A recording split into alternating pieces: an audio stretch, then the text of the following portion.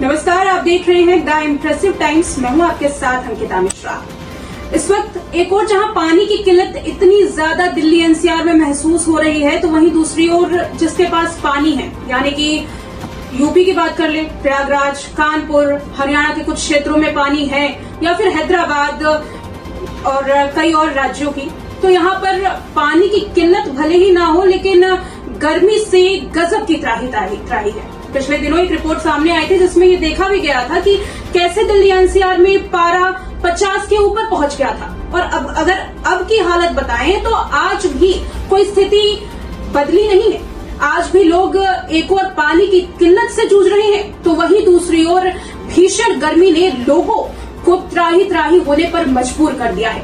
आज की चर्चा भी इसीलिए है। आज ऑफिस में आए तो जरा अखबार उठाया। अखबार में अगर खबरों की ताक झाक करनी शुरू की तो एक बड़ी दिलचस्प खबर सामने आई, एक बड़ी दिलचस्प स्टोरी सामने आई जो कि नवभारत टाइम्स ने लगाई थी। नवभारत टाइम्स ने ये एक ऐसी स्टोरी लगाई है जो आपके हमारे जीवन के लिए काफी ज्यादा महत्वपूर्ण है। दैनिक जीवन में इसका एक बहुत बड़ा रोल है और वो है गर्मी। इस वक्त जो स्टोरी जिसके बारे में हम चर्चा करने वाले हैं वो है भयंकर लू, जिसको मौसम विभाग ने अलर्ट जिस पर जारी किया है। मौसम विभाग का कहना है कि दिल्ली एनसीआर तो छोड़िए, बल्कि देश के कई और राज्यों को अभी गर्मी से राहत नहीं मिलने वाली है। अगर आप ये सोच रहे हैं कि इस वक्त आपको गर्मी से राहत मिल जाएगी, बारिश आ जाएगी, तो ये बिल्कुल गलत है, क्योंकि अभी गर्मी का सितम यूं ही जारी रहेगा। इस पूरे मामले में मेरे साथ बातचीत करने के लिए मेरे सहयोगी इस वक्त मौजूद है। कुशाग्री, क्या कुछ अपडेट सामने आ रही है, किस तरीके से लोगों को गर्मी से जो राहत है वो नहीं मिलने वाली है अगले कुछ दिनों तक, इसके बारे में आप बताएं। जून बहुत गर्मी है, उसके बाद 10-12 दिन बाद बारिश आएगी और जिस तरीके से कुशाग्री ने बताया कि जून 18 तक काफी ज्यादा बारिश से राहत जो है नहीं मिलेगी। हालांकि बारिश के आने की संभावना जताई जा रही है, लेकिन मौसम विभाग की अगर बात करें तो ये इतिहास गवाह है कि मौसम विभाग ने जितनी भी भविष्यवाणियां की है उसमें ज्यादातर भविष्यवाणी फेल होने वाली है। तो क्या ये भविष्यवाणी भी फेल हो जाएगी इसी तरीके से? क्या गर्मी का सितम खत्म होगा? क्या मौसम विभाग जिस तरीके से बता रहा है कि बारिश होगी, क्या उस वक्त पर बारिश होगी?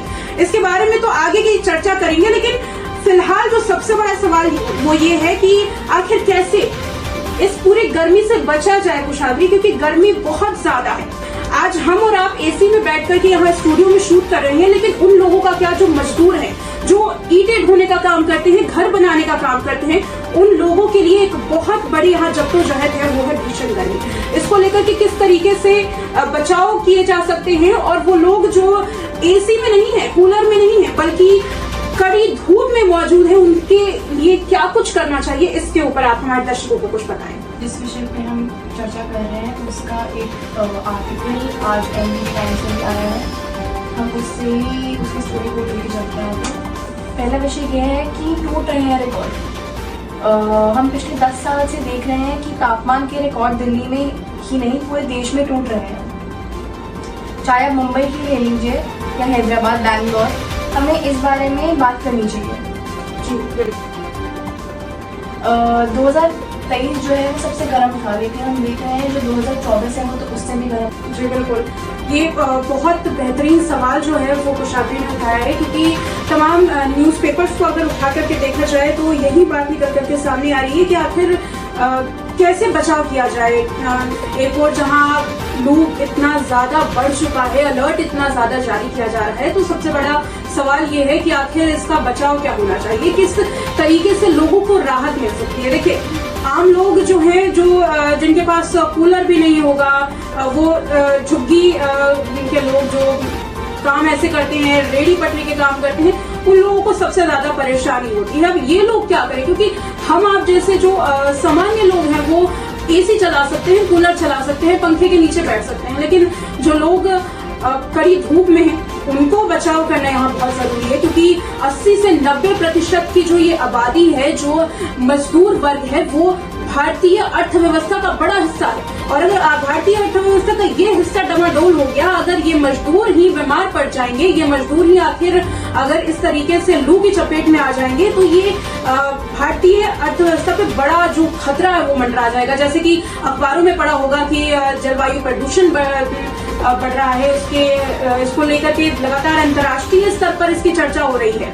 ऐसे में वो लोग जो घर से बाहर निकल रहे हैं अपनी दुकानों के लिए, वो लोग ज्यादा से ज्यादा पानी का इस्तेमाल करें, ज्यादा से ज्यादा पानी पिए कुशाग्री, क्योंकि अमूमन देखा जाता है कि हम आप बोल रहे हैं तो हर 5 मिनट पे हमारे मुंह सूखते हैं। ऐसे में वो लोग जो बाहर हैं उनको सबसे ज्यादा पानी की यहाँ जरूरत है। और अगर पानी की बात करें, अगर उसमें कुछ मीठा मिला हो तो वो सबसे ज्यादा जो एनर्जी है वो देता है, क्योंकि शुगर जो है वो हमें एनर्जी देता है। और ये अमूमन डॉक्टर्स भी कहते हैं, आप अगर खाली पानी पीते हैं उससे ज्यादा आप नींबू का इस्तेमाल कर सकते हैं। सबसे ज्यादा वो लोग जो थोड़ा पैसा लगाने में सक्षम है, थोड़ा सामान्य है, वो लोग जगह जगह पर छबील बना सकते हैं। इससे उन लोगों को काफी राहत होगी जो बाहर काम कर रहे हैं और जिनको बीच में पानी की जरूरत होती है, पानी नहीं मिल पाता, वो लोग इसका इस्तेमाल करें। दूसरा जो सबसे बड़ा इसमें सलाह देना चाहेंगे कि आप छाते का इस्तेमाल कर सकते हैं। ज्यादा से ज्यादा आप अपने पास